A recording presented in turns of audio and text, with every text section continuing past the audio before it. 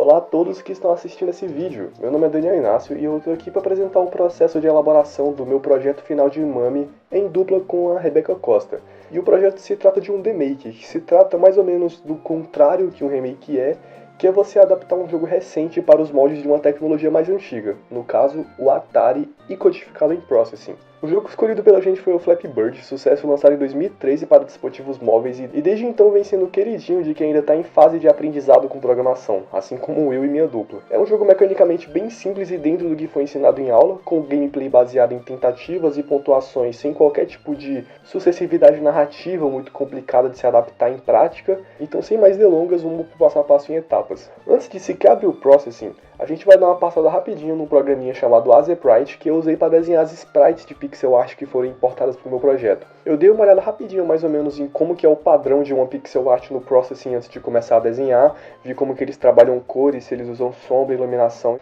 E aí as 4 sprites que eu desenhei foram o pássaro controlado pelo jogador, um único sprite de cano com topo e base que eu fiz dessa forma por pura conveniência prática e vocês vão entender melhor na hora do código, e o cenário de fundo do jogo, que depois eu também fiz uma malandragem para criar o efeito side-scrolling, onde a tela do fundo se move de acordo com seu movimento. Também aproveitei para desenhar uma tela de menu com a logotipo do jogo em pixel art e obviamente que antes de começar a desenhar a gente definiu as dimensões da aplicação para definir as escalas de tudo previamente para ficar tudo corretinho. Dentre todas as partes que compõem a mecânica do jogo, o pássaro controlado pelo jogador é o coração de todo o projeto e todo o resto que gira ao redor dele. Então a primeira etapa foi construir um algoritmo que orienta sua funcionalidade seguindo as etapas dos 3 modelos ensinados em aula.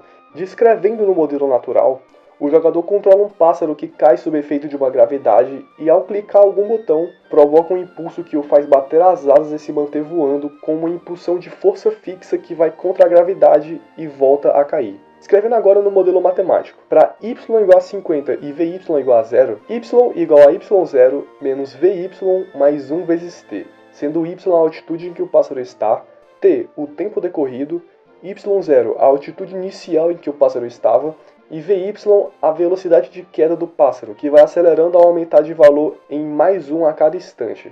Quando determinado botão for pressionado, vy assume o valor de mais 16. E aí a gente chega no modelo computacional, e é importante lembrar que a gente inverte mais ou menos os valores de positivo e negativo em modelo computacional, o código está aí descrito na tela, e eu esqueci de digitar também o carregamento das imagens que foram usadas ali no image para desenhar o pássaro na tela. Com o resultado, o jogo ficou mais ou menos desse jeito aqui.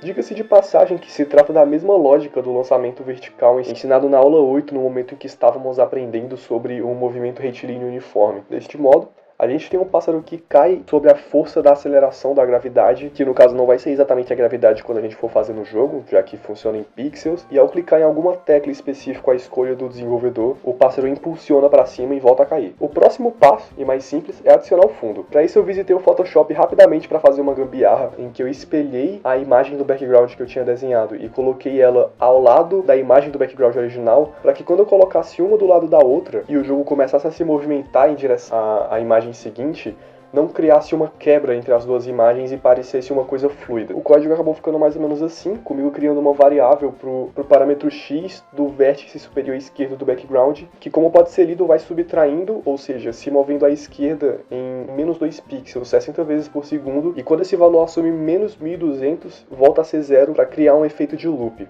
E por último, é hora de programar os canos, que são a principal condição de derrota do jogo. A solução pensada para criar os canos foi com os arrays. Inicialmente foi criado um array de 2 variáveis para cada posição x e y do cano.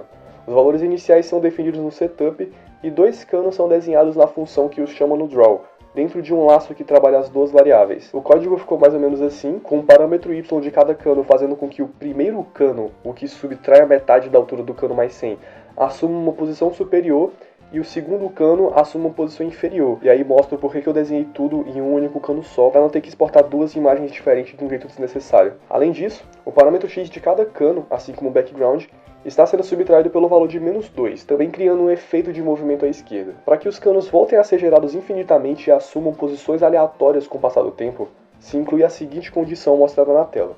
Com isso, o parâmetro y recebe um valor aleatório entre 200 e a altura menos 200 e os canos ressurgem ao fim da tela com o parâmetro x. Para adicionar uma colisão, foi um pouco complicado, a gente sofreu bastante até encontrar uma função no processing que auxiliasse a gente. E aí a gente acabou criando um rect preto momentaneamente, depois criamos uma condição que parasse o jogo, caso o jogador passe dos limites da tela ou atinja o cano. E esse contato com o cano é calculado com o valor absoluto da diferença entre as posições x e y do jogador para as posições x e y do cano, sendo esse contato dentro de suas dimensões. Tendo agora todo o corpo do jogo funcionando, a gente vai dar uma corrida para organizar todas as funções nos códigos e trabalhar em algumas mecânicas extras. Primeiramente, a gente organiza cada mecânica em uma função para que elas sejam chamadas na hora certa, de acordo com o boolean que a gente criou, que condiciona se o jogo está sendo jogado ou não. Esse boolean que começa desativado, quando o jogador aperta um botão para jogar, ele ativa e o jogador joga, e quando o jogador morre, ele é desativado novamente.